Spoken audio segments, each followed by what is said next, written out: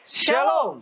Selamat berjumpa kembali dalam acara Obsesi Hati, obrolan seputar suami istri yang sehat dan rohani. Bersama saya Leo Sumampo dan saya Fitri Sumampo Sitorus. Malam ini kita memasuki lanjutan ya dari topik pembahasan mengenai keluarga sehat. Ini sebenarnya bisa disebut seminar kesehatan lengkap, paket lengkap ini ya. Lengkap ini semua. Sekali. Jadi pastikan para pemirsa yang ada di rumah tidak pernah melewatkan seminar kesehatan dari bagian yang pertama, dan malam ini sudah mencapai bagian yang keempat. Iya. Dengan subtopiknya apa? Cairan. Liquid ya. Iya. Liquid ya. Jadi ini satu pembahasan yang sangat penting. Kenapa penting? Manusia butuh cairan. 70% dari tubuh manusia cairan. Kalau enggak kita bisa dehidrasi dan bisa menyebabkan kematian lah. Tapi nanti akan lebih bahas lebih dalam oleh narasumber kita, Pendeta dan Ibu Pendeta Kuntara. Mungkin kita akan langsung saja membaca ayat tema kita. Sebelum kita memulai acara kita membaca ayat tema yang terdapat di dalam 3 Yohanes 2. 3 Yohanes 2, demikianlah firman Tuhan. Saudaraku yang kekasih, aku berdoa, semoga engkau baik-baik dan sehat-sehat saja dalam segala sesuatu, sama seperti jiwamu baik-baik saja. Mari kita sama-sama tunduk kepala dan berdoa. Bapa di surga, terima kasih atas segala berkat kasih karunia yang Engkau berikan kepada kami. Pada malam ini kami mempunyai kesempatan kembali untuk mengikuti acara Obsesi Hati. Tuhan, berkati acara ini dapat berjalan dengan baik dan lancar dari awal hingga akhirnya. Berkati narasumber kami, Pendeta dan Ibu Pendeta Kuntaraf, agar mereka dapat membawakan pelajaran yang berharga untuk kehidupan kami, dan kami dapat terapkan di dalam kehidupan kami. Berkati semua jaringan internet agar semuanya dapat dihindarkan dari hal-hal yang tidak diinginkan. Berkati juga kru Hope Channel yang bekerja untuk melakukan tugas ini dengan baik. Tuhan, kami serahkan badan, jiwa, dan pikiran kami kepadamu, dan kami serahkan semua acara ini dapat berjalan sesuai dengan kehendak Tuhan saja. Ampuni dosa kami Tuhan, dalam nama Yesus kami berdoa. Amin. Amin. Baik, diingatkan kepada para pemirsa Hope Channel Indonesia yang ada di rumah, apabila saudara punya pertanyaan, jangan ragu-ragu mengirimkan pertanyaan saudara ke nomor call center dari Hope Channel Indonesia, yang nomornya ada di layar kaca Anda. Atau saudara juga boleh mengirimkan pertanyaan saudara ke akun media sosial daripada Hope Channel, yaitu melalui Facebook dan juga YouTube.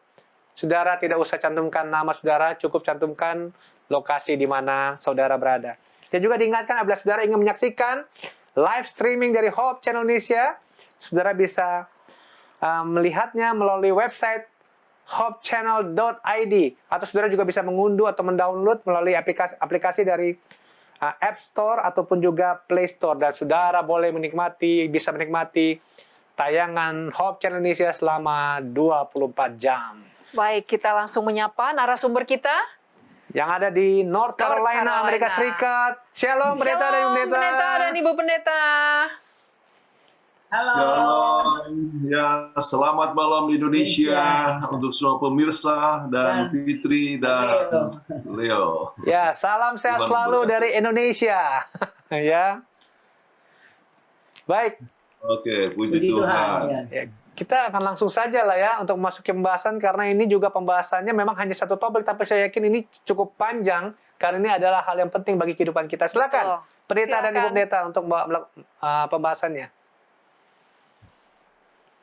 Baik, pemirsa yang berbahagia, dengan sedihnya kita ingin untuk mempunyai keluarga yang sehat. Sebagaimanapun banyaknya uang, kalau misalnya keluarga itu sakit-sakitan, wah, kita tidak bisa menikmati akan kebahagiaan. Nah, kita mau supaya kita tetap mesra sampai tua, dan itu banyak didukung oleh kesehatan kita. Dan kita ingat ya, di dalam tubuh yang sehat, maka kita akan juga berhubungan dengan perkawinan ya, keutuhan perkawinan banyak terpengaruh oleh sebab tubuh yang sehat.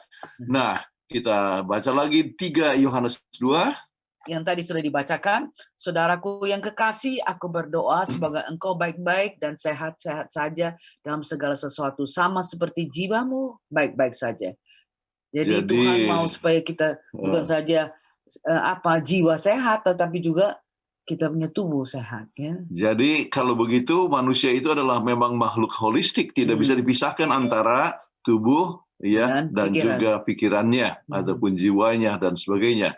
Nah, dalam hal ini kita coba ulangi sedikit apa yang kita telah bahas tempo hari, ya. Mengapa kita harus memelihara tubuh kita sesehat mungkin? Ya, kita berhutang kepada Tuhan dan kita berhutang kepada diri sendiri. Ya, kita berhutang kepada keluarga dan lingkungan. Dan jikalau kita punya tubuh rusak, maka dan merusak tubuh kita, Tuhan akan membinasakan kita. Dan kita menyembah Tuhan dengan tubuh kita yang sehat, bukan dengan tubuh kita yang sakit. Oke. Jadi kita ingat bahwa obat yang natural terdapat dalam Ministry of Healing halaman 127 yang isinya adalah sebagai berikut.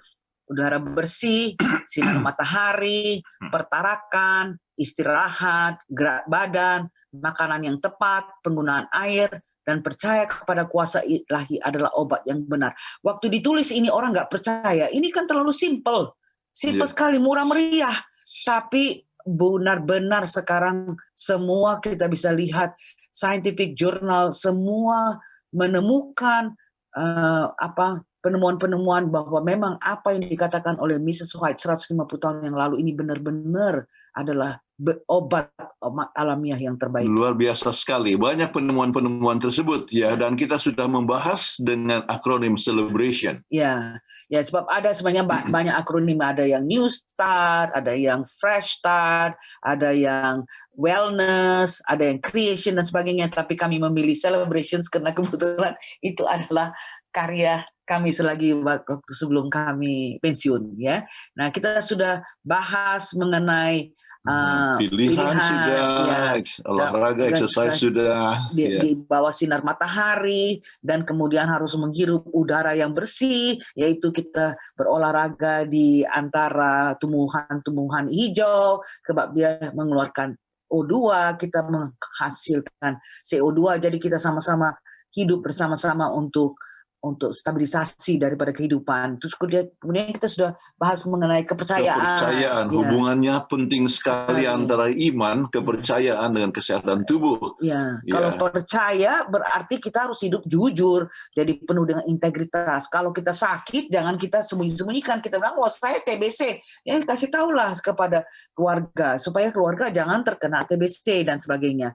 Dan kemudian juga sifat yang optimisme. Wah, luar biasa. Sebetulnya banyak penelitian tentang optimisme ya. Bagaimana kalau orang yang optimis itu dia punya daya tahan tubuh itu dapat lebih baik walaupun sakit sekalipun. Kalau kena COVID sekalipun misalnya, jangan ngomel-ngomel, tetapi optimis ya. Itu sangat penting sekali untuk meninggikan akan kita punya daya tahan tubuh. Kita sudah juga membahas waktu bagaimana bahwa orang yang optimistik dia untuk NCD ya, non-communicable disease, apakah itu penyakit kanker ataukah itu jantung, itu semua diatasi dengan kalau kita mempunyai pikiran yang optimistik. Dan kemudian kita juga telah pelajari kalau kita percaya kepada Tuhan, maka kita percaya semua orang dibentuk itu sama ya. Nggak peduli ya warna hitam, warna kuning, apa, semua itu adalah anak-anak Tuhan.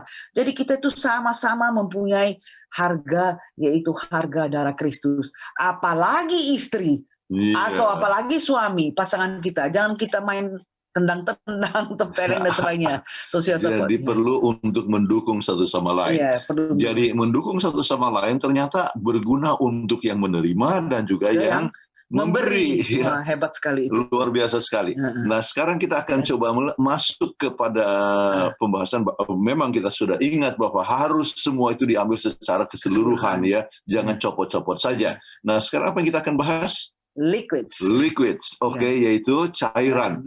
Nah, untuk cairan ini merupakan satu hal yang sangat penting. Kenapa? Kita coba lihat pembahasannya di dalam ayat Alkitab. Kita bersyukur oleh sebab ternyata Raja Daud mengatakan dalam Mazmur 23 ayat yang ketiga. Ia membimbing aku ke air yang tenang. Ya, jadi air yang tenang di mana kita dapat menghirup. Ya, ini gembala membawa ke air yang tenang, dan oleh sebab gembala perlu air dan juga domba-dombanya perlu air. Dan demikian juga dengan kita semua, kita sangat memerlukan akan air. Ya.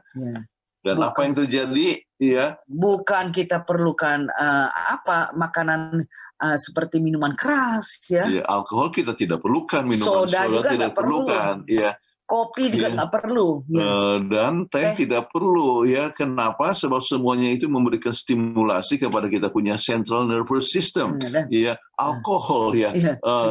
Kita punya sel-sel itu perlu mandi dengan air, ya. Bukan dengan alkohol atau bukan dengan siapa yang mau mandi dengan 7-Up.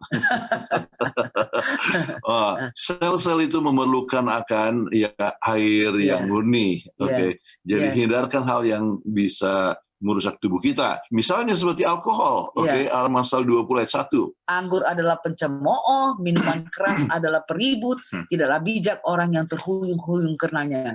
Nah, kita sudah pelajari kan bagaimana alkohol itu bukan saja merupakan problema keluarga, tapi juga merupakan problema nasional. Ya, ya, banyak sekali kecelakaan terjadi oleh sebab alkohol, banyak sekali rumah tangga ribut oleh sebab alkohol. Ya, jadi itulah sebabnya yang kita butuhkan adalah air.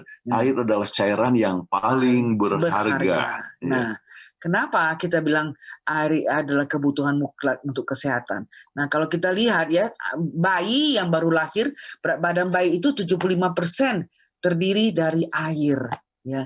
Dan tapi kalau kita sudah makin hari makin dewasa, itu makin berkurang, ya. Orang dewasa 70% dari berat badan terdiri daripada air. Jadi kalau Anda itu berat badannya 100 kilo, maka 70 kilo disebabkan karena berat air dalam tubuhnya. Makanya nggak boleh marah kalau orang bilang, kamu gemuk air, ya.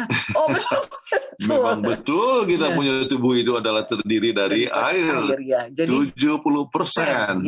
Terdiri daripada air. Jadi kadang-kadang orang rasa dia, saya sudah berkurang berat badan saya. Padahal yang berkurang itu adalah berat badannya.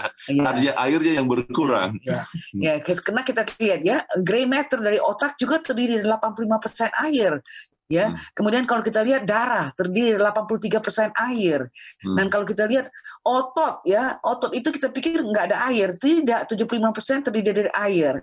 Malahan kita pikir tulang. Orang pikir tulang nggak ada air. Tidak, tulang, sumsum tulang itu terdiri dari 20-25% air.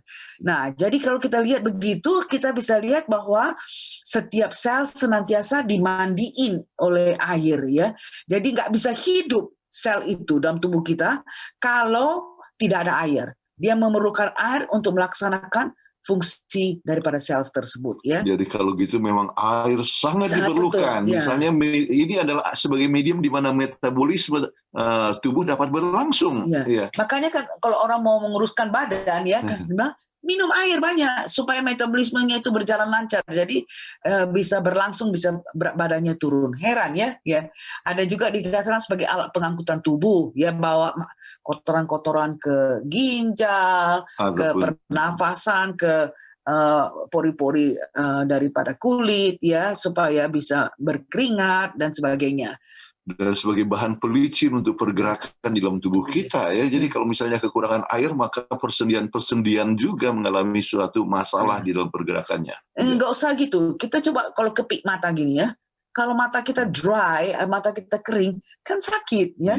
Jadi pelicin daripada movement, pergerakan untuk kelip mata pun diperlukan air. Juga sebagai fasilitator dalam pencernaan kita. Apa yang terjadi kalau misalnya seorang kurang air? Waduh, kalau ke belakang susah sekali. Susah sekali, ya.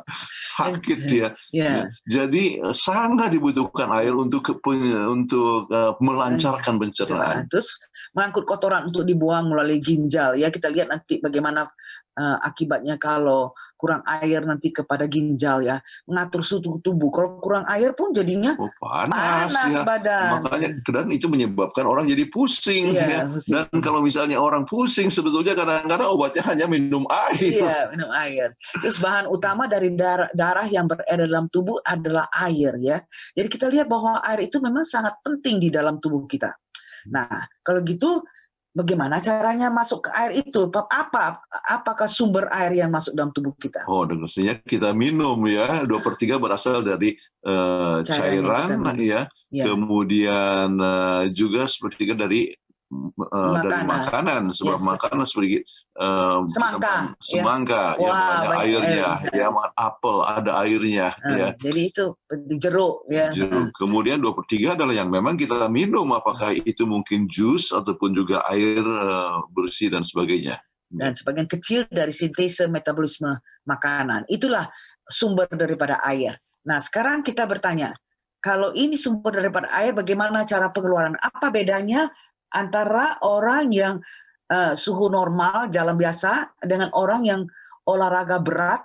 Apa ada beda air yang dikeluarkannya? Coba kita lihat. Kalau kita lihat misalnya keluar dari kulit berapa? 350 cc. 350 cc. Saluran pernapasan 350 cc juga. Tetapi kalau olahraga berat 450. Kalau dia napas kan. Ya. Tetapi kalau misalnya dalam suhu normal air seni itu keluarnya banyak ya, 1400 cc, tetapi kalau orang berolahraga macam mana dia mau buang air kecil kan, nggak mungkin, jadi hanya sedikit aja 500 cc. Tapi keringat yang keluar bayangkan sampai 5000 cc ya, sedangkan dari suhu normal itu hanya 100 cc. Jadi 50 kali lipat kalau dia berolahraga ya, dia punya keringat itu. Kalau dari tinja ya sama 100 cc. Iya. Tetapi kalau kita lihat jumlah dari sini bahwa dalam keadaan normal ya, maka yang jumlah daripada suhu normal itu 2300, setelah yang olahraga berat dan cukup lama itu sampai keluarnya itu 6600 cc. Jadi banyak sekali, makanya kita lihat bagaimana kita harus memenuhi ini kalau kita berolahraga ya. Jadi kalau gitu ukurannya itu ya, jangan berdasarkan berapa banyak kita minum. Iya. Nanti kita akan terangkan itu. Oke. Nah, apa yang terjadi bila mana Anda nggak minum? Kalau Anda nggak minum, apa yang terjadi? Ini ada beberapa perkara yang harus dibahas secara terperinci. Ya. Sebab kita ingat, tubuh akan senantiasa mengeluarkan air melalui pernafasan, kulit, air seni, dan tinja. Jadi nggak bisa kita bilang, oh karena kita nggak minum, stop pernapasan. Dan kita sudah pelajari mengenai dulu bagaimana itu air is very important ya, it's a matter of life and breath ya. Kita sudah bilangnya 4 menit aja kalau nggak minum, nggak bernapas, ya orang akan meninggal. Nah, bagaimana dengan minum? Kalau 7 hari tidak minum, seorang itu bisa mati. Iya, sebab kita kalau ambillah kaca, terus kita taruh di depan muka kita napas, kan kita lihat ada air yang keluar, uap air. Setiap pernapasan itu keluar dengan air. Ya.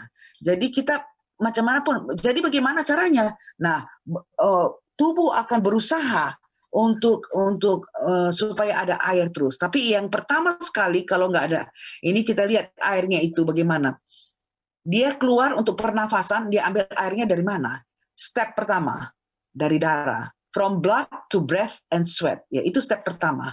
Jadi dari pembuluh darah itu, ya itu air yang keluar. Jadi akibatnya dia masih bisa bernapas, dan kemudian napasnya itu masih bisa mengeluarkan cairan. Kemudian yang kedua adalah step kedua adalah from tissue fluid. Jadi antara sel-sel itu, interstitial fluid ya, antara sel-sel itu keluar. Ya. Sebab dari darah sudah ambil ya, sudah jadi kental. Jadi antara sel-sel, antara selnya.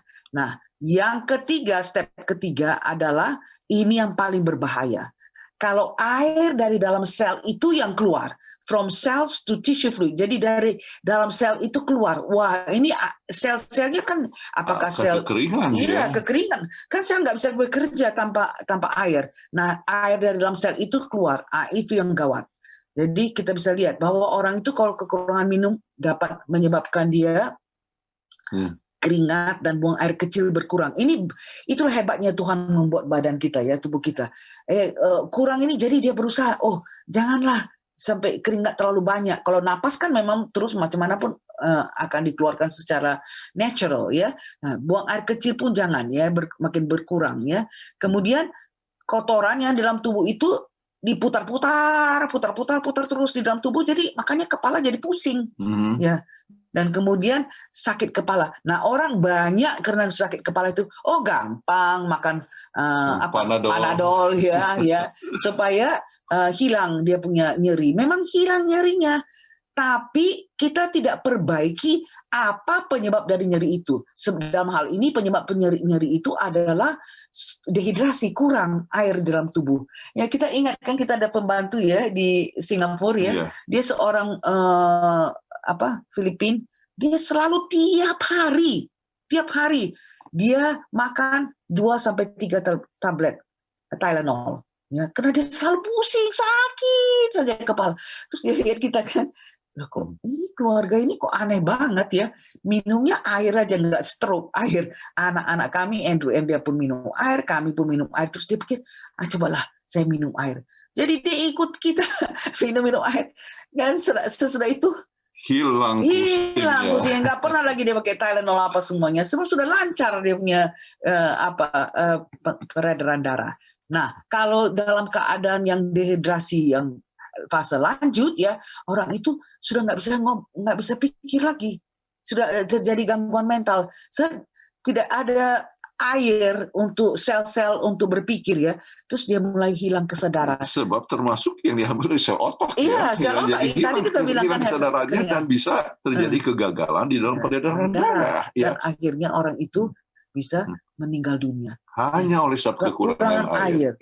Jadi penting sekali air itu. Nah, kalau kita lihat lebih lanjut bagaimana kalau kurang minum air menyebabkan suhu tubuh tinggi, ya. Jadi kita minum air saja supaya kita punya badan tetap dalam suhu yang normal, ya, minum air. Nah, sekarang kita lihat ini sudah dilaporkan tahun 1985 di Journal of American Medical Association. Dia katakan kalau nilai hematokrit itu lebih besar dari 50, maka resiko untuk mendapat serangan jantung 2 kali lipat pada pria.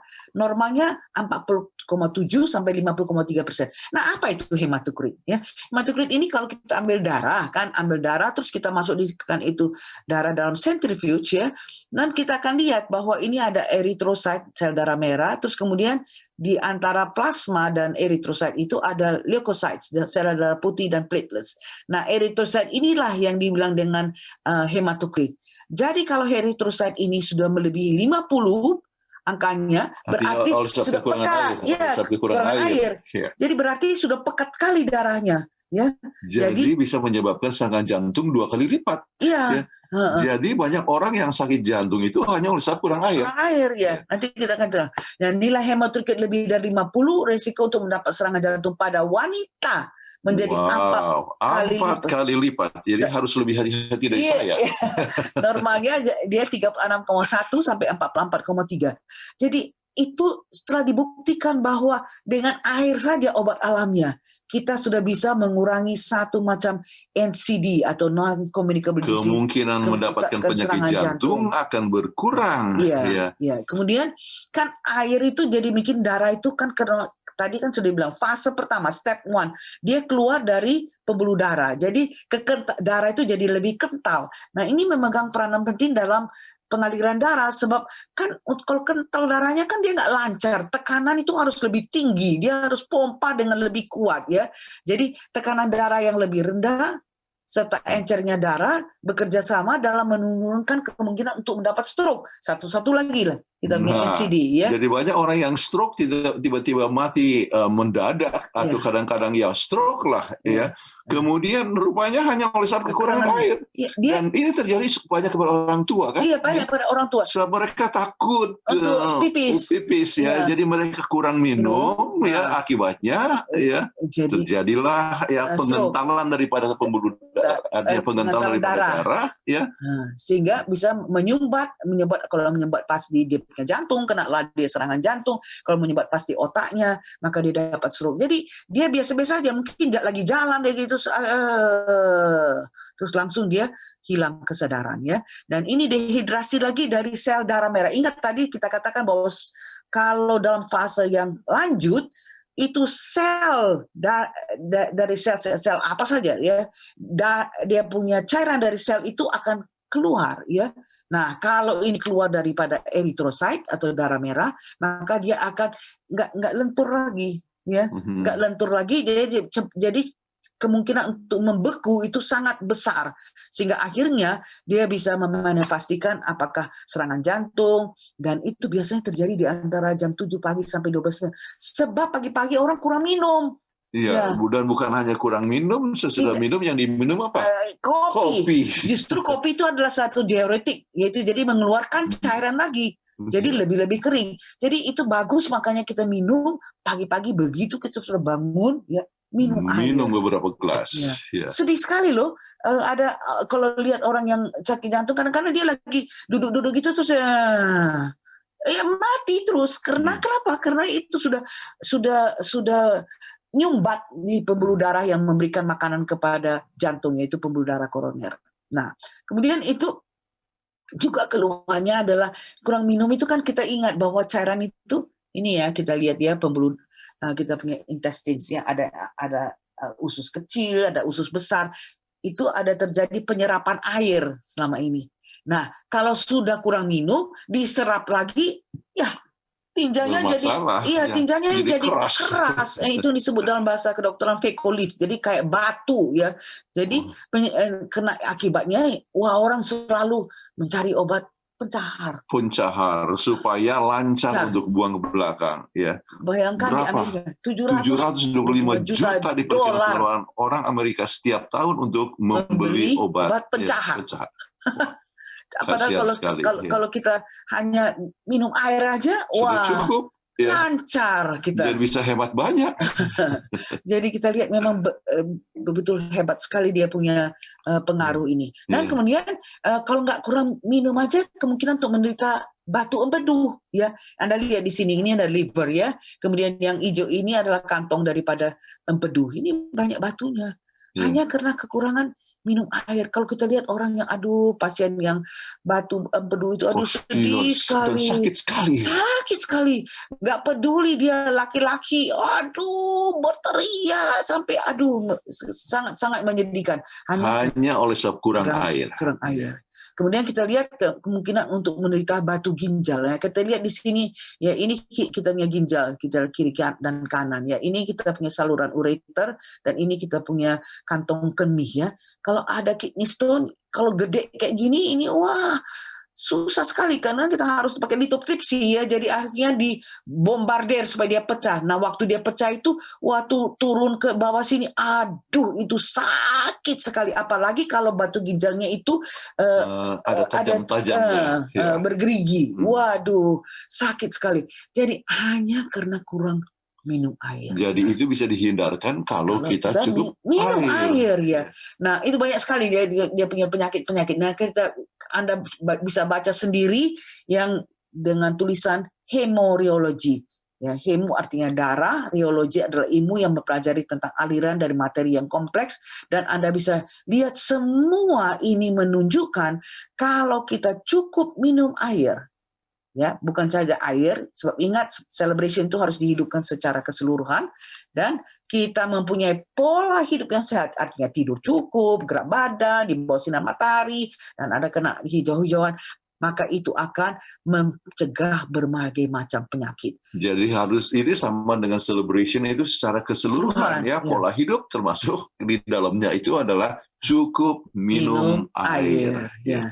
Nah, kalau kita lihat ya, Pala Research Harvard mendapatkan bahwa apalagi orang tua manula meminum air cukup, termasuk kita. Yeah. Kita dapatkan bahwa jutaan ya hari perawatan per tahun di dalam rumah sakit dapat dicegah kalau saja kita minum air. Ya. Ya. Kemudian dan manula ya sebab kadang-kadang mereka takut untuk selalu pergi pipis ya. Minum jadi dibatasin, padahal itu sangat membahayakan kepada tubuhnya, bisa untuk stroke, bisa untuk penyakit jantung ya. Jadi adalah suatu penghematan lebih dari $1 billion untuk pembiayaan rumah sakit kalau saja kita minum cukup banyak air. Ya. Saya ingat yang jaga ibu saya, mama saya, dia meninggal 95 tahun itu, kita selalu bilang, Mami minum ya air. Jadi dikasih yang jaga itu selalu dia lihat air ini 1 hari harus habis. Kalau mau minum dia ambil dari situ. Jadi supaya tetap jangan sampai kental darahnya. Dan itu Pengentalan darah menyebabkan bisa kemungkinannya stroke atau penyakit jantung dan segala masalah-masalah yang lain. Iya. Ya, sekarang kita apa ada keuntungannya nyata dari minum banyak air? Nah, ini sekarang kita mau lihat ya. Ini saya suka sekali ini percobaan satu eksperimen yang dilakukan oleh Dr. Pitts di Harvard University terhadap atlet selama 3 hari. Jadi atlet ini disuruh jalan di atas treadmill. Nah, waktu dia jalan hari pertama dia haus. Nah, waktu dia haus dia bilang nggak boleh minum. Haus, saya sudah haus sekali. Nggak boleh minum. Jadi dalam waktu 3,5 jam saja. Suhu daripada tubuh mencapai ke kawasan kehabisan tenaga. Ya. Kehabisan tenaga sesudah dia berjalan di treadmill itu 3,5 jam. Ya, naik suhunya sampai 39 derajat. Nah, Anda lihat di sini, ini adalah zone of comfort yang hijau ini ya. Nah, jadi dalam keadaan ini dia masih bisa jalan lah. Tapi kalau sudah merah ini sudah zone of exhaustion. Anda lihat bahwa suhu tubuhnya itu ya makin hari makin naik. 3,5 jam, sudah dalam keadaan keletihan. Ya, karena kurang minum air. Nah, sekarang bagaimana kalau dia terus yang kemudian dia dikasih hari berikutnya ya, di mana dia kalau udah haus, aduh mintalah air minum, dikasih sesuai dengan perasaan sesuai dengan rasa hausnya diberikan itu. Minuman. Jadi ini kita lihat di sini bagaimana zone of comfort ya. Anda lihat di sini dia tetap dalam zone of comfort. Baru setelah 6 jam baru dia mulai rasa tenaganya kurang ya.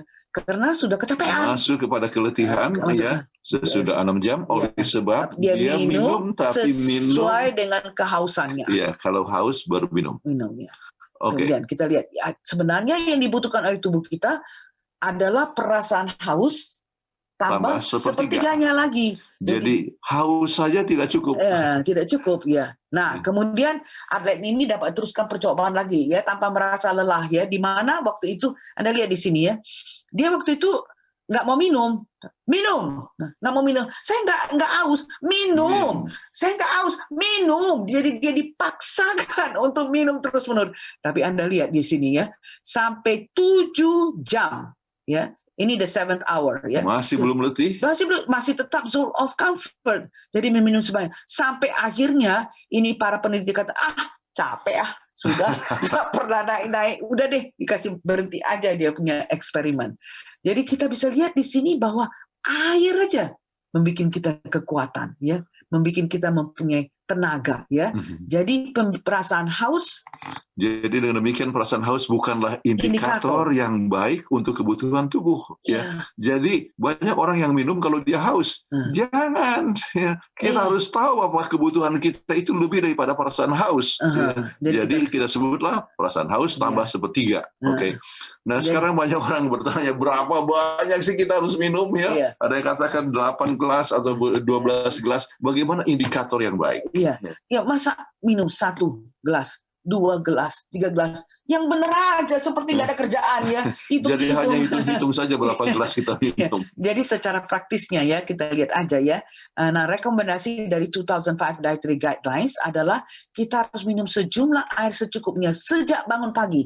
Ingat, pagi-pagi kita sudah dehidrasi karena kita napas kan selama hidup kan, jadi sudah kering. Saya tadi sudah 3 gelas. Iya, minum pagi hari dan sepanjang hari di antara jam makan, jangan di waktu makan, di antara jam makan. Dan kalau kita mau tahu bahwa kita punya air kita punya badan sudah cukup air, ya pergi aja ke WC, lihat aja. Kalau air seni kita sudah bening dan tidak pekat, itu berarti sudah cukup baik. Ya. Jadi lihat dari warnanya kalau begitu ya. Jadi kalau seandainya sudah kuning apalagi pekat, sudah kurang air. Ya.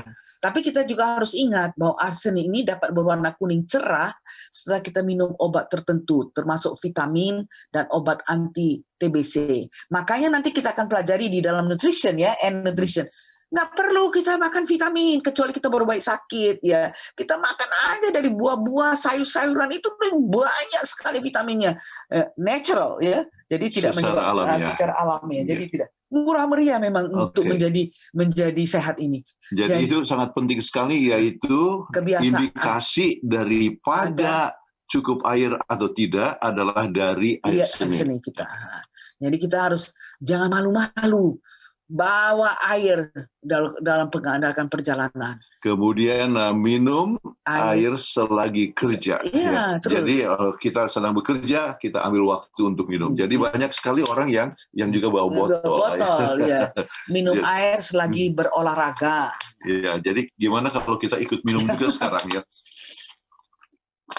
Nah, oke, kemudian Jadi kalau sekiranya Anda tidak pakai ini, botol ini ya, pakai botol yang biasa kita pakai itu ya, kita mesti selalu secara teratur dicuci ya, supaya jangan ada kuman ya, jangan ada kontaminasi kuman.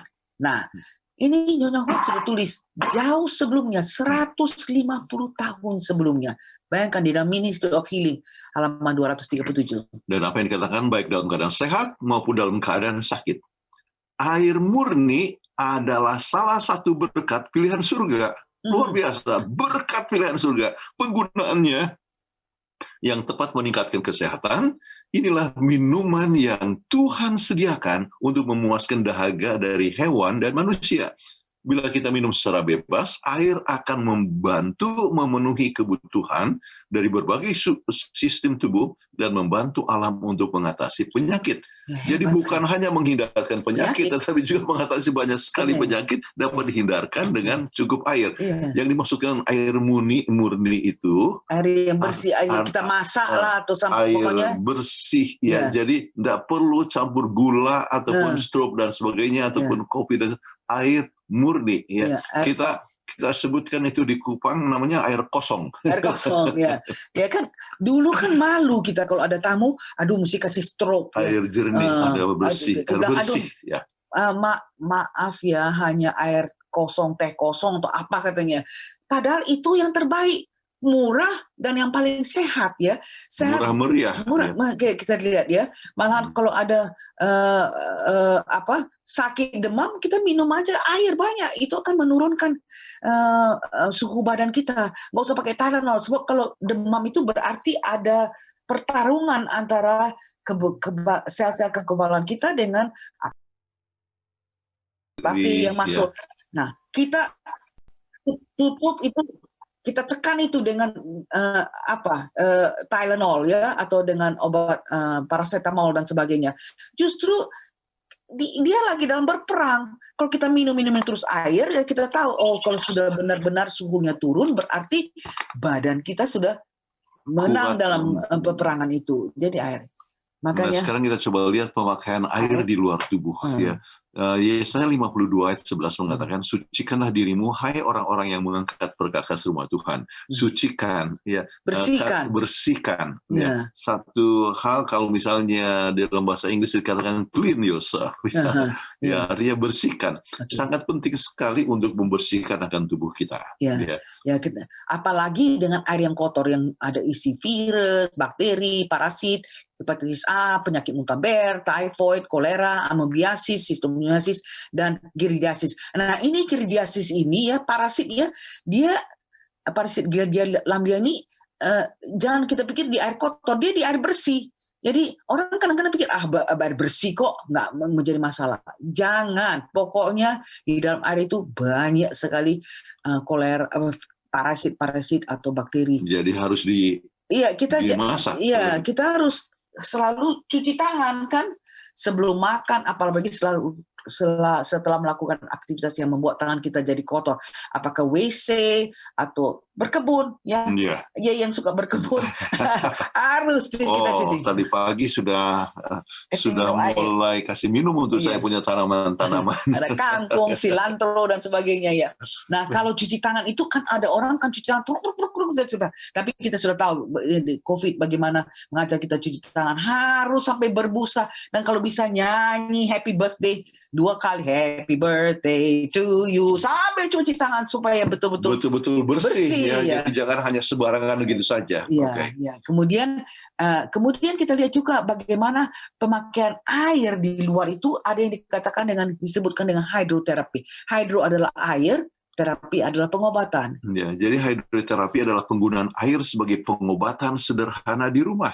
Sangat baik digunakan untuk mengatasi nyeri otot, perasaan nyeri lain, dan memar ya. Dan banyak penyakit-penyakit yang dapat diatasi dengan ya, hidroterapi. hidroterapi.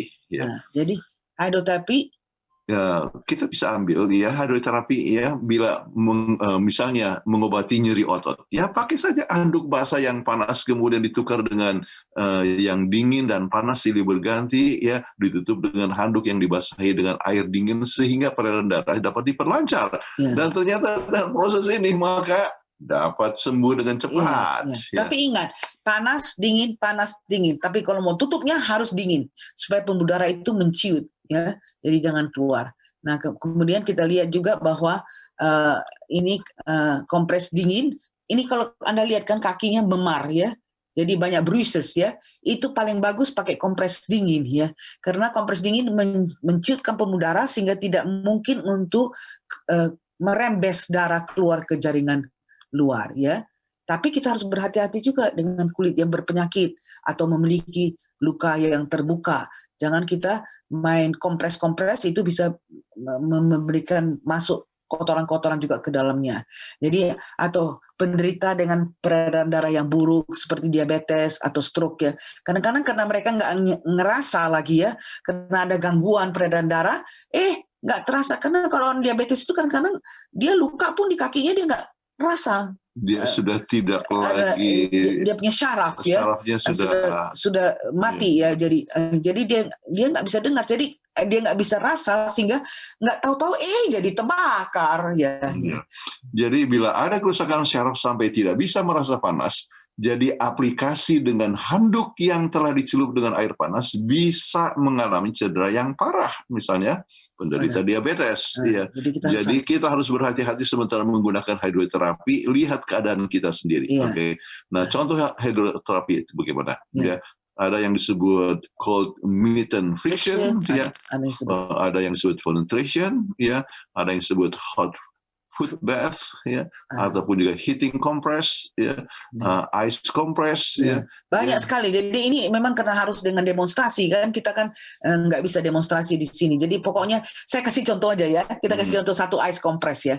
Ice compress. Ini waktu itu ini teman saya loh. Teman saya bapaknya main bulu tangkis, badminton. Tapi jatuh. Jadi akhirnya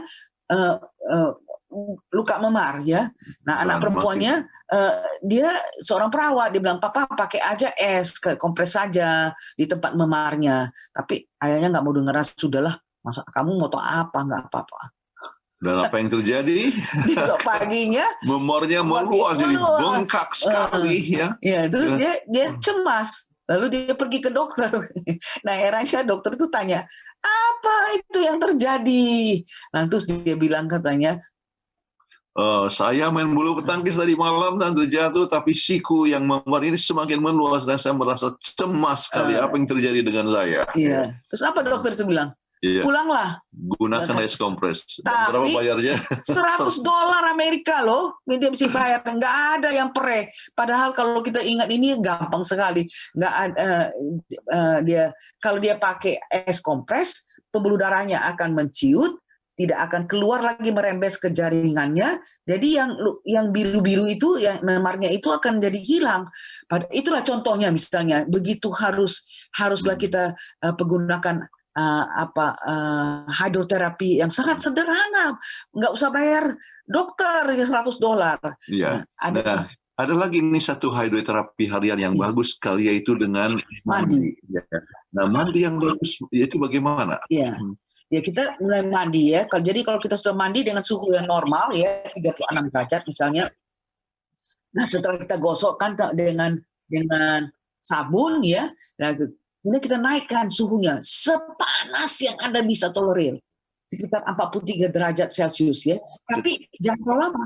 Ya, hanya 1-2 menit saja. Ya. Kalau terlalu panas, itu pembuluh darah vasodilatasi. Jadi dia akan, Anda bisa jatuh, Anda pingsan di kamar mandi, ya. Nah, kemudian setelah itu tiba-tiba kasih turunkan airnya, dia punya temperatur, ya, 10-20 derajat Celcius. Tapi ini selama 20-40 second sampai kita gemeter, ya, kita ini. Nah, kemudian kita keringkan dengan handuk, ya, keringkan dengan handuk. Ini adalah satu stimulation treatment, ya. Dia bisa menstimulasi Anda untuk bangun Anda pada pagi hari. Nggak usah minum kopi. itu sudah terus langsung tergerak, terus langsung bisa kerja. Itu akan menyegarkan Anda sepanjang hari. Luar biasa sekali. Jadi dengan hydroterapi itu, maka kita bisa dapatkan peredaran darah yang sangat bagus sekali oleh sebab sempat dengan air panas, kemudian dengan air dingin. Iya. Oke. Ya, sepanjang hari dia gini. Nah, tapi kalau Anda mau tidur malam hari, jangan pakai air dingin ya. Jadi kalau tidur malam hari dengan air hangat, jadi terus air hangat rasanya relaksasi. Kepengen mau tidur terus, Anda cepat sekali gampang Jadi tidur. untuk mereka yang susah tidur, mandilah dengan air hangat. Ya, waktu itu ya. Nah, padahal Nyonya White sudah katakan ini 150 tahun yang lalu. Apa yang dia katakan? Ministry of Healing halaman 156. Penggunaan air di luar tubuh adalah cara yang termudah dan sangat memuaskan dalam pengaturan peredaran darah. Tetapi banyak orang yang tidak pernah belajar dari pengalaman mengenai keuntungan dari penggunaan air. Semua. Wah, berapa banyak? Yes, everyone, all semua harus menjadi cerdas untuk menggunakan perawatan sederhana di rumah ini. Ya. Jadi bukan dokter-dokter atau perawat saja, semua kita harus jadi cerdas. Jadi luar biasa sekali. Oke. Jadi dengan demikian, apa yang kita harus buat? Ya. Hidupkan seluruh prinsip-prinsip akronim celebration ini sebagai satu resep kesehatan, termasuk penggunaan air yang di dalam tubuh kita, tubuh dengan minum, dan di luar tubuh, ya, sehingga kita bisa hidup yang sehat, sehingga kita bisa tetap mesra, keluarga kita bisa yang bahagia selalu, sampai kita manula setuanya. Bagaimana? Ya, resepnya mudah, cukup minum air. Tapi seluruhnya harus komplit ya. Oke, luar biasa sekali. Baik, waduh. Terima kasih untuk pembahasan yang luar biasa. Memang penting sekali berarti air itu ya. Oleh karena itu makanya kita minum dulu juga ya. Kita juga minum dulu nih supaya jangan ini. Minum dulu.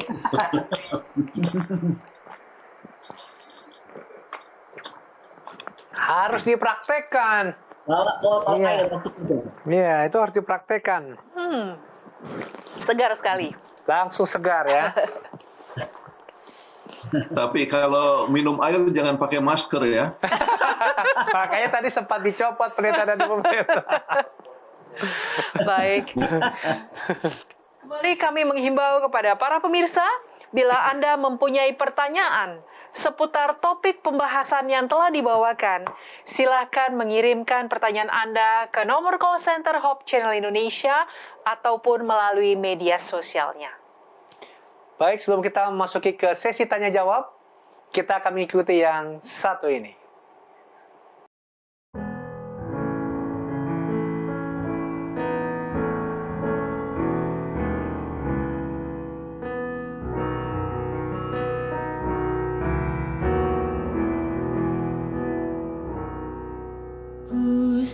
Kuserahkan hidupku tertumpah darahku agar oleh itu tertebuslah engkau. Karenamu ku beri hidupku, apa yang kau beri. Karenamu ku beri hidupku, apa yang kau beri. Ku tinggalkan surga, datang ke dunia. Ku tinggalkan Bapa bagi manusia. Semuanya aku tinggalkan, apa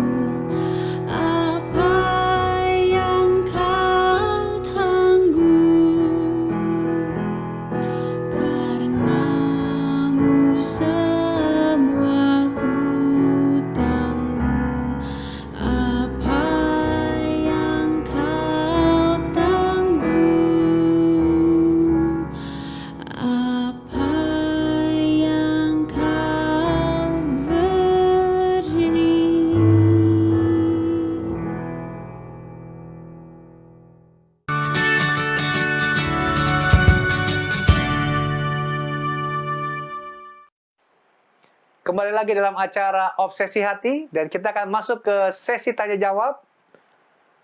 Sudah masuk beberapa pertanyaan. Saya akan langsung saja bacakan pertanyaan pertama pendeta dan ibu pendeta. Malam Bu Dokter. Saya minum 5-6 gelas sehari.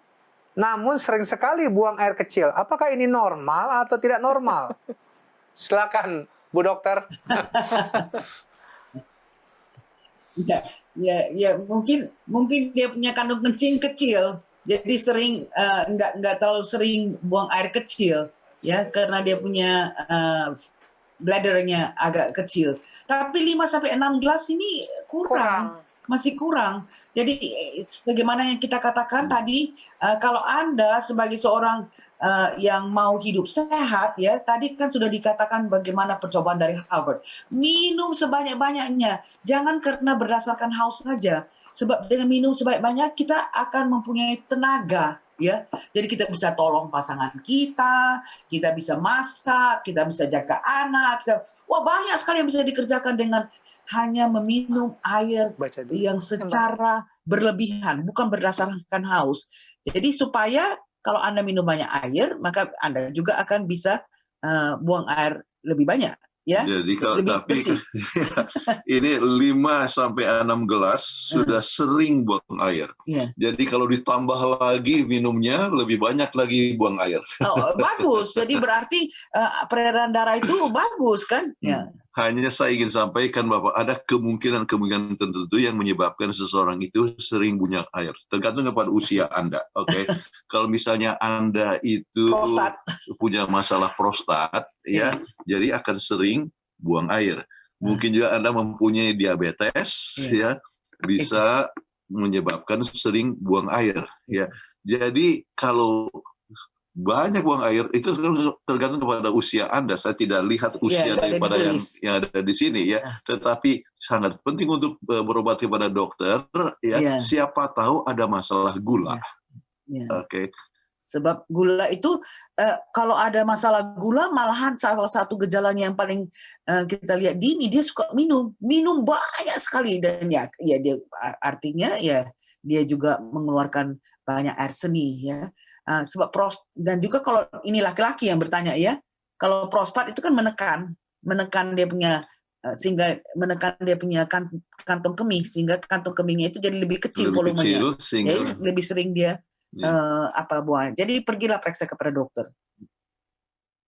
Terima kasih. Cuman tadi pendeta dan ibu pendeta katakan minumlah banyak air. Ini kategori banyak ini apa, 8 gelas atau boleh 10 gelas, 15 gelas atau gimana ini pendeta dan ibu pendeta? Karena saya mau belajar juga ini. Kategori banyak ini maksimal. Karena kalau terlalu banyak juga saya rasa mual dia kan. Kalau nggak salah, ya. Gimana pendeta ibu pendeta?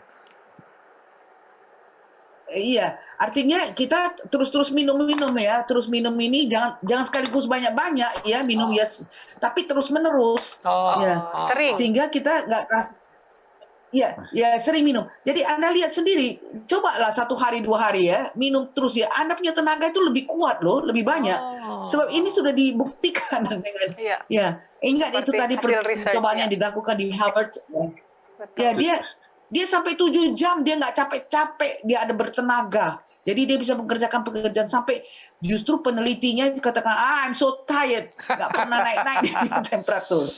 Tapi kembali indikasinya adalah, ya, kalau air seni itu sudah jernih. Oke. Tetapi jangan katakan banyak sekali minum, nanti akan ada bahas tentang pertarakan. Ya, nanti kita akan bahas. Kalau orang hanya minum terus itu pun juga bisa membahayakan. Nanti kita akan bicarakan waktu membicarakan temperance atau pertarakan. Ya.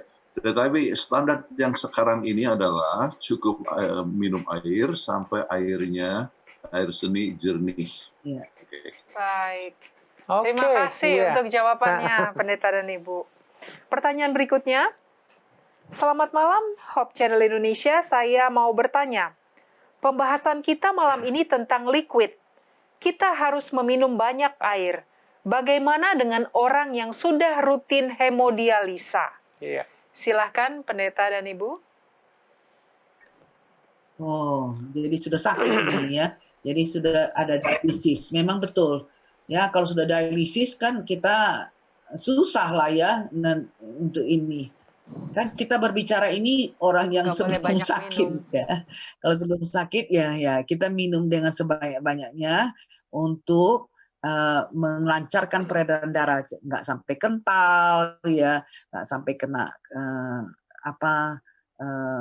dia punya kidney stone atau bladder stone atau batu ginjal atau batu empedu dan sebagainya. Jadi ya Anda yang sudah hemodialisa, ya Anda bisa konsultasi kepada dokter yang merawat Anda bagaimana cara yang terbaik. Oke, baik. Terima kasih Bu Dokter. Pertanyaan berikut. Shalom. Mohon petunjuk untuk mengatasi sakit asam lambung, Pak. Terima kasih. God bless you. Silakan, pendeta dan pendeta. Well, salah satu adalah sebetulnya dengan banyak minum, ya, supaya lebih dinetralisasi dia punya asam lambung. Ya. Ya. Dan kemudian asam lambung ini kan pedis ya, jadi sakit ya. Nah, salah satu cara yang terbaik juga memakan banyak klorofil, banyak daun-daunan, banyak seperti bayam, ya, nah itu akan menyebabkan dilapis dia punya dinding sel lambung ini sehingga tidak begitu menyakitkan sebab adanya kontak asam lambung dengan dinding lambung yang menyebabkan jadi perih ya. Tapi ini banyak sekali ya asam lambung ini ya, kita sudah banyak sekali penelitian. Nah, ada kekurangan kasih sayang juga menyebabkan orang itu bisa mendapat ulcer, biarpun kita tahu bahwa ulcer itu dimulai dengan adanya borok usus ya Helicobacter pylori ya. Jadi memang harus secara utuhnya lah ya kita hidupkan kehidupan yang sehat supaya penyakit-penyakit ini dapat dihindarkan. Salah satu yang harus dihindarkan adalah stres. Ya. Sewaktu stres itulah produksi daripada asam lambung itu lebih besar. Ya. Jadi hindarkan hal-hal yang bisa menyebabkan stres. Ya. Dan ya kembali minum banyak air, kemudian pola hidup keseluruhan lah yang akan menyebabkan berkurangnya stres, sehingga kemungkinan produksi daripada asam lambung itu pun bisa berkurang. Dan salah satu yang menyebabkan ini stres itu adalah kalau kita kurang kepercayaan kepada Tuhan. Gimana nih ya? Oh, ini saya takut ini ya. Oh, ini apa? Ini. Tapi kalau kita mempunyai kehidupan yang penuh menyerahkan kepada Tuhan. Ingat tadi yang kita sudah pelajari minggu lalu mengenai bagaimana faktor percaya, beliefs ya, percaya kepada Tuhan itu membuatkan kita jadi tentram. So, Tuhan yang pegang kita punya nyawa, kenapa kita harus takut? Sera, whatever will be. Jadi kita tenang aja hidup kita. Kemudian faktor artinya nanti akan dibahas secara waktu bahas tentang nutrisi. Ya, salah satu adalah cara makan. Ya, harus makan yang teratur. Ya. Dan kadang-kadang oleh sebab orang selalu lambat makan dan sebagainya, kembali dia punya asam lambung itu kumat kembali dan sebagainya. Jadi makan secara teratur ya. Kemudian kalau sedang kumat, salah satu hal adalah yang biasa dipakai adalah dengan air hangat ya, yang bisa cepat mengurangi akan dia punya rasa sakit. Baik, cuman ini sakit asam lambung sama sakit MA itu sama ya, pendeta sama ibu pendeta ya? Sama ya? Iya, artinya asam lambung itu banyak kan menyebabkan iritasi terhadap dinding daripada lambung. Nah, itu jadi perih. Jadi sama dengan sakit MA ya? Sakit asam lambung itu dengan sakit MA sama ya? Perih. Ya, kalau sakit MA itu memang sudah ada boroknya, sudah ada lukanya. Oke. Iya. Terima kasih. Pertanyaan berikutnya. Selamat malam Pak Pendeta dan Ibu Pendeta Kuntaraf. Mau bertanya, berapa menit habis kita makan jarak waktu untuk kita minum? Saya bila kerja seharian suka mengalami nyeri sendi di kaki sebelah kiri. Dan itu sering terjadi. Apa dengan merendamkan kaki yang sakit pakai panas bisa? Air panas, mungkin pakai air panas maksudnya kali ya. Silakan Pendeta dan Ibu. Ya, memang sebaiknya adalah sesudah kita makan setengah jam sesudah itu kita baru minum air. Jadi kita bisa mengadakan pencernaan tanpa diencerkan air. Apalagi kalau kita berjalan ya keluar. Kan saya waktu kerja itu sering sekali pergi ke pedalaman, kemana ya. Dan kemudian dengan adanya konsentrasi daripada asam lambung yang pekat itu menolong untuk tidak menjadi sakit perut. Saya kasih contoh ya, satu kali. Saya pergi di Afrika. Kebetulan saya kan adalah tamu. Dan tamu itu sudah disediakan makanan. Tapi saya lihat, waduh, hitam itu makanan. Saya pikir, aduh apa ini ya? Rupanya lalar.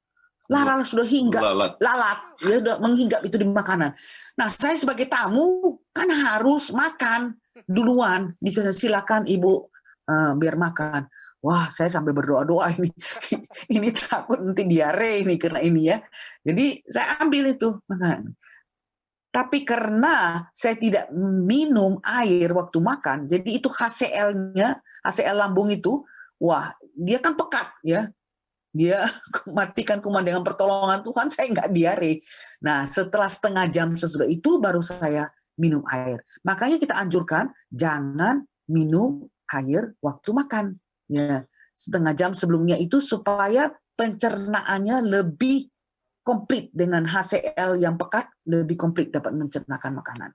Jadi minum setengah jam sebelum makan dan setengah jam sesudah makan. Makanya saya dikatakan tadi, bangun pagi-pagi, minum air sebab kita sudah dehidrasi kan, malam tidur, jadi nggak cukup air. Jadi kita minum supaya semua sel-sel tubuh kita itu dimandiin dengan air, dan kemudian kita minum sepanjang hari di antara jam-jam makan. Ya. Kemudian ini ada pertanyaan, dia bilang, saya bila kerja seharian suka mengalami nyeri sendi ya di kaki sebelah kiri. Nah, ini tentu harus diperiksa dulu oleh dokter, apa nyeri sendinya ini karena apa? Apakah nyeri sendinya karena dia ada permulaan daripada dia punya arthritis. Ya, dia punya dia punya selaputnya itu yang menyebabkan sampai permulaan daripada mau koyak. ACL? Ya, bisa ACL, bisa apa. Jadi makanya saya perlu menanyakan pada ini, apakah Anda sudah pernah pergi evaluasi kepada dokter apa tidak ya. Jadi kalau sudah misalnya merendamkan dengan kaki dengan pakai air panas, ya itu bisa menyebabkan pembuluh darahnya melebar dan itu peredaran darah. Tapi ingat, panas dan dingin itu harus dikombinasikan. Kalau panas saja menyebabkan pembuluh darah vasodilatasi, melebar. Tapi kalau kita gantikan dengan air dingin, itu menciut. Jadi melebar, menciut. Apapun ada peradangan di situ, itu akan menyebabkan pengaliran darah cukup lancar. Dan memberikan proses penyembuhan. Ya. Jadi ini saya tanya dulu, evaluasi kepada dokter pribadi Anda. Baik. Siapa tahu meniskusnya sudah mulai mau koyak, jadi sakit sendi. Sebab meniskus koyak itu tidak terus langsung terjadi, sakit sebentar aja, terus habis itu sebentar lagi. Jadi kita harus periksa kepada dokter dengan lihat apa problemnya. Baik, Ibu Pendeta, tadi mengenai makanan, itu kan sebaiknya setengah jam sebelum makan dan setengah jam setelah makan kita minum itu. Bagaimana kalau makan jenis makanan yang cair seperti sup atau pokoknya ada kuah-kuahnya? Bagaimana menurut Ibu mengenai hal ini? Memang betul, sup atau kuah-kuah itu nggak sehat. Tapi ya orang kan sering mau pakai sup dulu makan baru kasih ini. Tetapi orang kan tidak selalu minum sup. Iya, kan sekali-sekali. Jadi ada kebaikannya juga sup kan. Iya, sekali-sekali boleh, jangan sampai terlalu rigid ya. Tapi asal kita tahu bahwa emang itu nggak terlalu optimal sehat. Sebab kadang-kadang minum sup, ada orang dalam proses untuk pengurangan berat badan, ya, maka daripada makan full, jadi lebih banyak hanya sup saja, ya. Itu adalah satu hal yang bisa juga untuk menolong. Iya. Oke, terima kasih. Baik, terima kasih Pendeta dan Ibu Pendeta. Pertanyaan berikut dari kota Kediri. Selamat malam pendeta, mau tanya. Standar air yang bersih itu gimana? Sebab banyak air yang sudah tercemar. Terima kasih pendeta. Ya, betul. Dan ini yang saya selalu katakan kepada orang bahwa yang penting adalah kita boil, kita masak air itu, ya. Sebab kita kalau masak air kita tahu, dan kalau sudah masak air itu lihat dia kan boilnya itu gruk gruk gruk gruk gruk, itu bisa boiling itu tetap dia apa namanya? What is boilingnya? Mendidih. Mendidih ya. Mendidih itu selama 5 menit.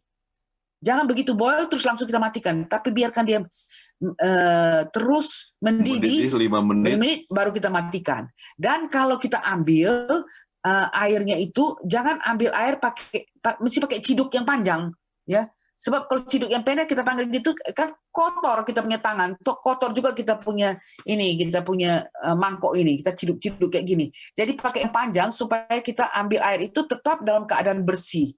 Itu kita tahu pastikan bahwa itu adalah air yang bersih. Nah, kalau Anda lihat bahwa ini dikatakan bagaimana kita tahu standar air yang bersih itu banyak air yang sudah tercemar, inilah cara yang terbaik kalau bisa dimasak airnya. Tapi kalau enggak ya dengan Ya, ini minuman aja. botol kan sudah. Tapi asal jangan sudah terbuka dia punya ini. Jadi dia punya tutup botolnya itu masih intact ya. Kalau enggak kita pikir wah ini mungkin sudah dibuka atau diisi dengan air keran dan sebagainya. Oke. Baik, terima Ya. kasih untuk jawabannya, Ibu. Pertanyaan berikutnya, di malam hari apa bisa minum banyak? Wah, agak repot ini. Silakan pendeta dan Ibu. Ya, ini apalagi kalau laki-laki ya, yang prostat ini sudah memang nggak minum pun dia punya vesika urinaria, dia punya kantong kemih sudah dipencet ya, jadi lebih kecil dia makanya sering sekali pergi ke belakang. Nah, apalagi kalau sudah mau tidur kita minum banyak air, nggak bisa tidur nanti malam. Dan ingat bahwa kita mempunyai gaya hidup yang sehat kalau ikut juga tidur yang cukup. Jadi kalau kita minum terlalu banyak pada malam hari, justru kita tidak bisa tidur. Akan selalu mau pergi. Bangun-bangun pipis. Ya, pipis. Ya. Ya. Jadi kalau bisa itu 2 jam sebelum tidur sudah tidak minum jangan lagi. minum. Tetapi kita harus cukup minum ya sepanjang hari di antara waktu makan. Ya. Oke, baik. Terima kasih pendeta dan Ibu Pendeta untuk jawabannya. Pertanyaan berikut. Apa keringat bau diakibatkan dari minum yang bukan air putih? Nah, itu pertanyaan pertama. Pertanyaan kedua, berapa banyak batas toleransi untuk minum yang bukan air putih seperti susu, minuman bersoda, jus buah, dan lain-lain? Silakan pendeta dan pendeta. Tadi sudah kita terangkan kan bahwa yang terpenting terbaik adalah air, minum air ya, air. Jadi Sebab bukan jus itu ada gulanya. Hati-hati ya, banyak sekali di jus-jus yang di supermarket dan sebagainya ya.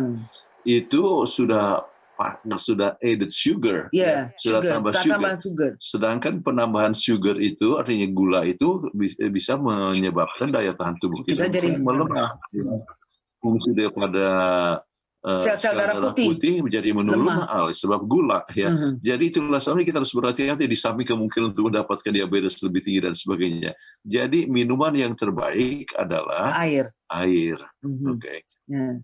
Dan kalau kita minum air itu yang dikeluarkan melalui keringat itu akan tidak bau karena dia kotorannya kan terus menerus. Ya, Anda lihat saja, perhatikan kalau tidak minum banyak air, Anda punya air seni pun bau, ya, karena yang keluarnya itu ya terlalu pekat kan. Jadi ingatlah kalau kita lancarkan peredaran darah itu dengan baik, maka yang keluar pun akan tidak mempunyai aroma yang tidak menyenangkan. Berarti kalau jus buatan sendiri tetap lebih baik air putih juga ya? Iya. Iya.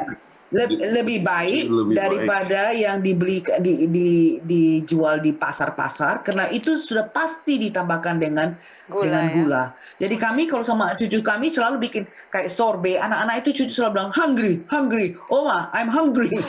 Saya lapar. Jadi oke, kita bikin sorbet. Kita macam-macam buahan taruh di dalam ya. Kemudian pakai soy milk ya, susu kedelai. Ya sudah, nggak pakai gula lagi, sebab itu Iya. gulanya dapat dari buah-buahan. Betul. Kalau nggak, yang di luar itu pasti pakai gula, karena makannya lebih enak, tapi tidak sehat ya. Ya, betul. Baik. Oke, pertanyaan selanjutnya. Bagaimana mengetahui air kemasan mana yang baik untuk diminum? Karena banyak sekali merek air kemasan sekarang ini. Silakan Pendeta dan Ibu. Wah, kami tidak tahu merek-merek di Indonesia juga berbeda dengan merek di sini. Iya, betul. Mungkin kandungannya kali, Tapi Pendeta pokoknya kalau Renata. kami beli, Mungkin kandungannya, Bagaimana? mungkin. Kandungan di air mineral itu mungkin maksudnya. Yang bagus yang seperti apa kandungan di air mineral itu? ya kalau saya lihat ya dalam botol ini asal dia ditutup baik ya kita lihat bagus, bisa minum purified water. Ini kita beli selalu dari Costco. Mungkin yang kadang-kadang orang pikirkan mengenai masalah pH. Ya, pH. Alkali dan pH yang normal ya. Kan orang sering beli makanan dengan alkaline water. Aduh, saya sampai sedih loh. Ada yang datang mau jual ke rumah kami, dia bilang, coba promosikan untuk alkaline water. Saya bilang, yang benar. Alkaline water ya, bagaimana itu karena bilang alkaline water pH-nya tinggi ya, masuk ke dalam lambung kan ada HCl ya, jadi turun dong, jadi acidic juga, pH-nya menurun. Itu nggak bener, saya bilang ya, yang penting ya Tuhan katakan minum air bersih, air yang sudah dimasak dan ini ya, itu saja cukup, nggak usah beli mahal-mahal. Alkaline water itu mahal tapi nggak ada gunanya. Sebab terus terang saya katakan, setiap Anda minum, masuk ke lambung, bercampur dengan HCl, kan HCl itu kan asam. Jadi pH-nya jadi rendah lagi. Jadi nggak guna beli-beli yang mahal-mahal. Pokoknya yang... Namun yang sangat penting adalah faktor-faktor makanan. Ya. Sebab makanan itu adalah sesuatu yang vegetarian, itu selalu bersifat basah. Ya. Jadi tetapi kalau misalnya makan daging dan sebagainya, ya itu justru menyebabkan pH-nya rendah. pH-nya yang rendah. Ya. Dan pH yang rendah itulah yang memungkinkan dengan berbagai macam kemungkinan, termasuk misalnya kekuatan daya tahan tubuh, kemungkinan nanti kita bicarakan itu. Nanti kita akan bahas mengenai masalah itu.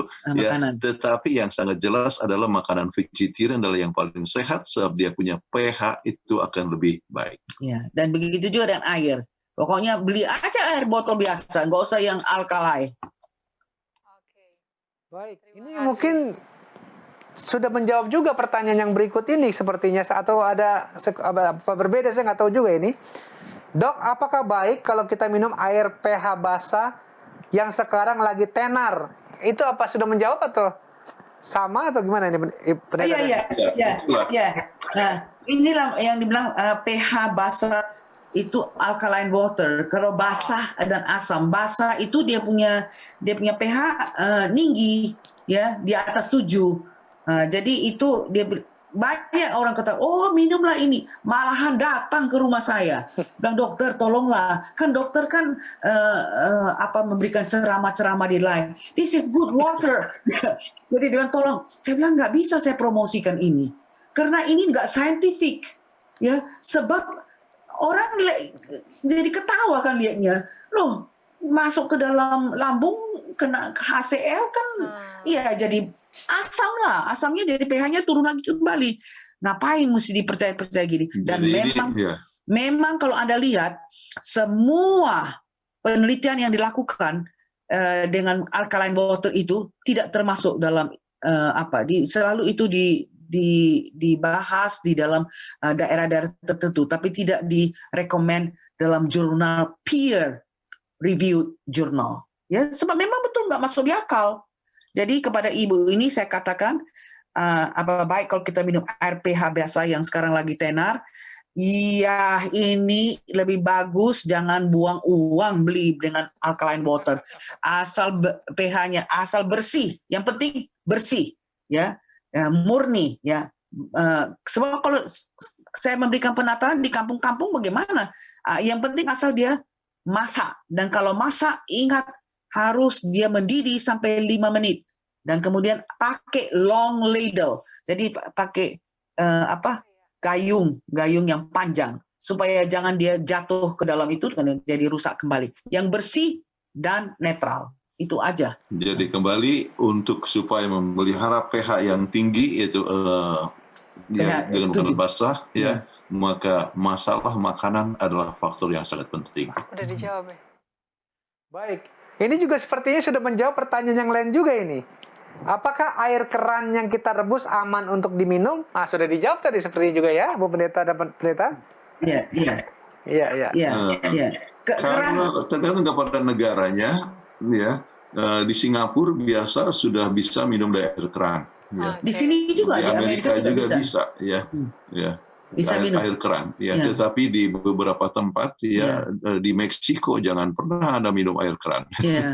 Harus dimasak, ya. Begitu juga dengan Indonesia kita harus memasak, ya. Begitu juga dengan ya di Afrika dan sebagainya.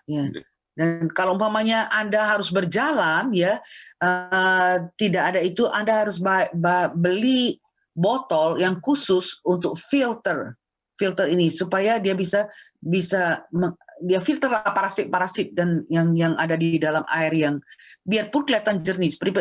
Bagaimana tadi kita terangkan bahwa Giardiasis yang disebut oleh Giardia lamblia itu parasit itu dapatnya di air jernih. Orang katakan, oh jernih kok airnya, gue minum aja nih airnya, nggak apa-apa. Tapi bisa mendapat Giardiasis. Jadi asal dia bisa dimasak itu yang terbaik. Dan masak 5 menit rebus waktu mendidihnya. Ya. Baik. Terima kasih banyak, informasi yang sangat berguna ya. Pertanyaan berikutnya, apa dengan banyak makan buah yang berair bisa menggantikan minum air putih? Silakan. Banyak makan semangka kali gitu ya maksudnya. Langkah dan sebagainya. Kan tadi sudah kita katakan 2/3 daripada masukan adalah dengan air ini. Air bersih, ya.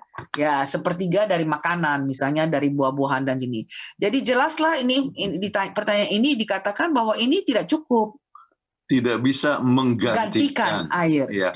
Jadi air tetap dibutuhkan dan buah-buahan yang mengandung air ikut menolong di dalam melengkapi, ya, tetapi tidak bisa menggantikan. Ya. Oke. Baik, terima kasih untuk jawabannya Pendeta dan Pendeta. Pertanyaan berikut, ada informasi mengatakan bahwa usia lansia minum airnya harus dikurangi, terutama malam hari. Apakah hal ini benar? Silakan Pendeta, Ibu Pendeta. Wah, kita sudah bahas tadi kan? Kalau malam hari, iya, ya, supaya jangan terlalu sering ke kamar mandi. Ya. Tetapi pada hari biasa ya, dia tetap membutuhkan akan air, ya.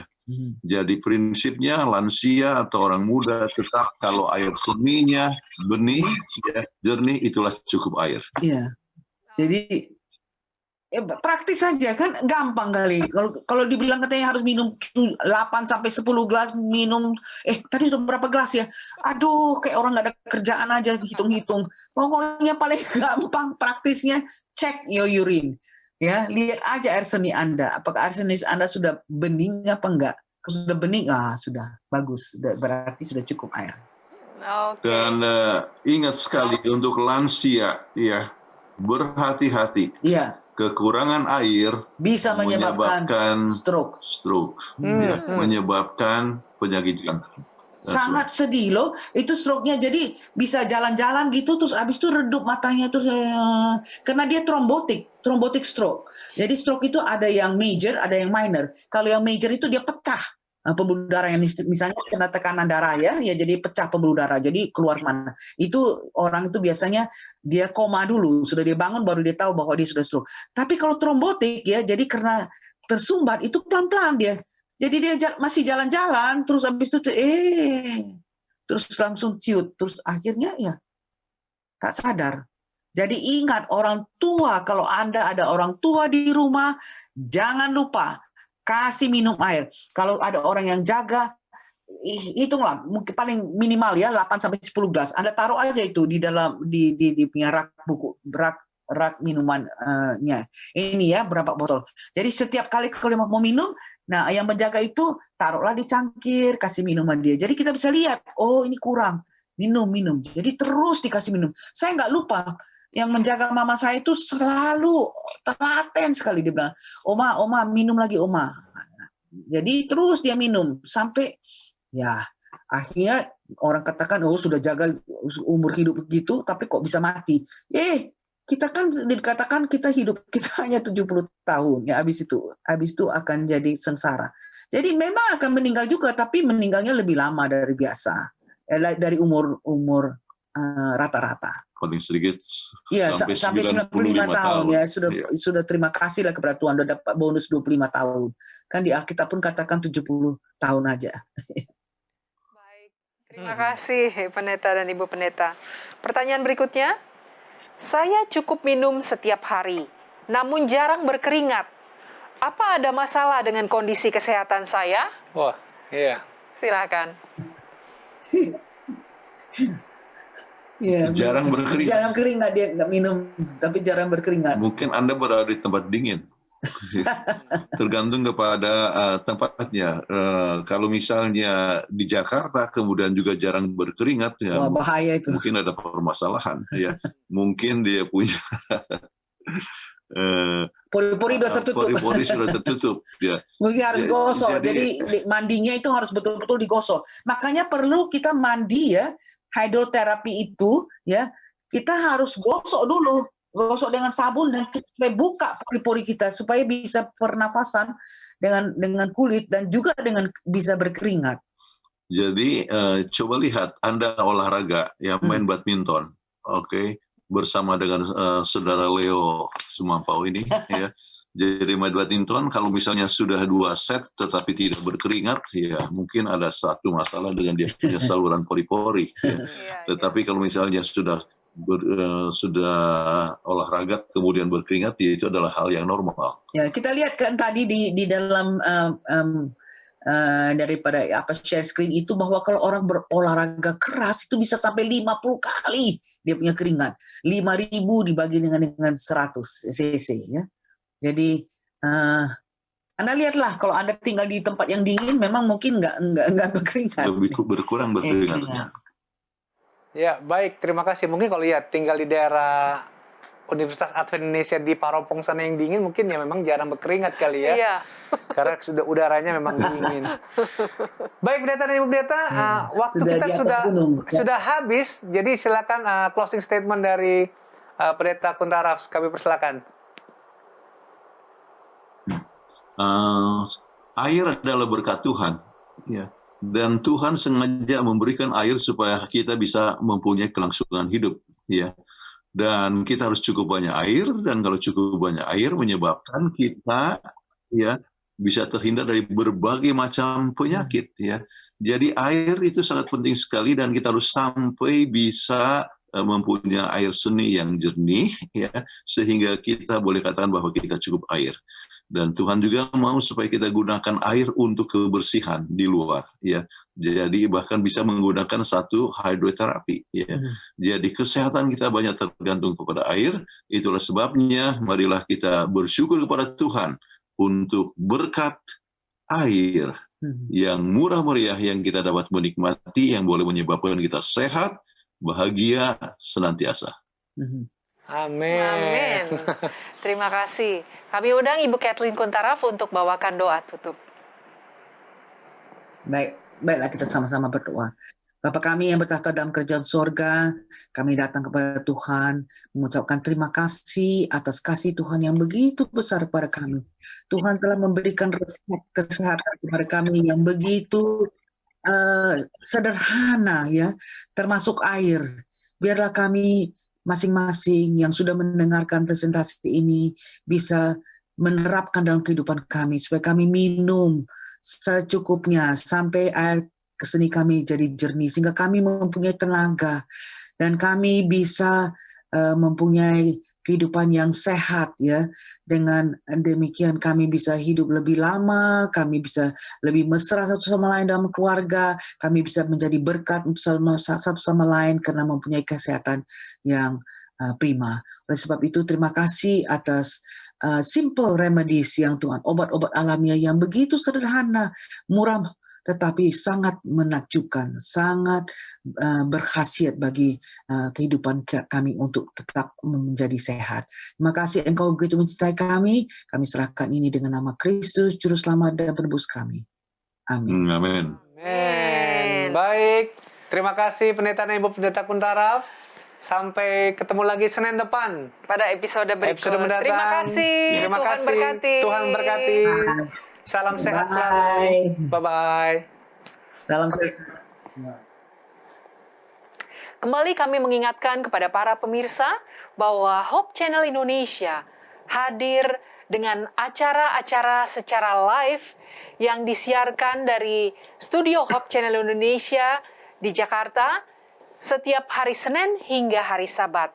Seperti tadi yang kita sudah ikuti acara Obsesi Hati setiap hari Senin jam 19 waktu Indonesia bagian Barat disiarkan secara langsung dari studio Hope Channel.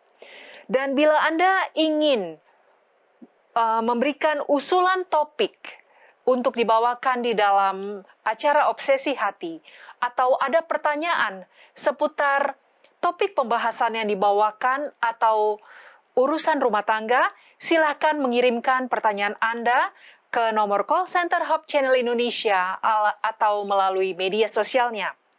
Dan bila pemirsa ingin menyaksikan kembali episode Obsesi Hati sebelumnya, silakan masuk ke YouTube channel dengan mengetikkan Obsesi Hati, dan di sana Anda dapat memilih episode apa yang Anda akan saksikan kembali. Dan kami ingatkan kembali bahwa Anda bisa menyaksikan live streaming Hope Channel Indonesia melalui websitenya hopechannel.id, atau dapat juga melalui aplikasi yang Anda bisa download dari Play Store atau App Store untuk menikmati acara-acara dari Hope Channel Indonesia selama 24 jam. Demikian acara kita pada episode kali ini. Kami mengucapkan terima kasih yang tak terhingga kepada pemirsa Hope Channel yang dengan setia mengikuti episode Obsesi Hati pada malam hari ini. Dan tentunya juga kepada narasumber kita, Pendeta dan Ibu Pendeta Kuntaraf yang telah membawakan pembahasan luar biasa pada malam hari ini. Dan juga kepada teman-teman kami, kru Hope Channel Indonesia yang bekerja dengan keras sehingga acara ini boleh terlaksana dari awal hingga pada akhirnya. Akhir kata, saya Leo Sumampo. Dan saya Fitri Sumampau Sitorus. Tuhan memberkati kita.